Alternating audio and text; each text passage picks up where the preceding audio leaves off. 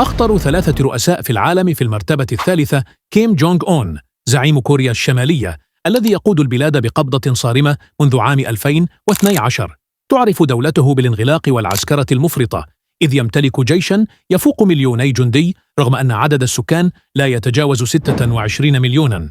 أما في الداخل فالقمع شديد، ومعسكرات الاعتقال تضم أكثر من 120 ألف شخص في ظروف مأساوية.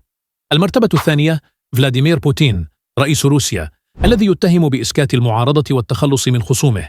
في عهده تراجعت حرية الصحافة بشكل كبير لتصبح بلاده في المراتب الأخيرة عالمياً، كما يتهم بتزوير الانتخابات للبقاء في السلطة.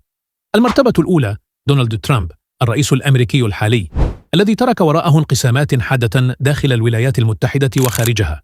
اتهم بإضعاف الديمقراطية والتحريض على العنف السياسي خلال اقتحام الكونغرس عام 2021، كما زادت سياساته التوترات الدولية وأضعفت ثقة الحلفاء.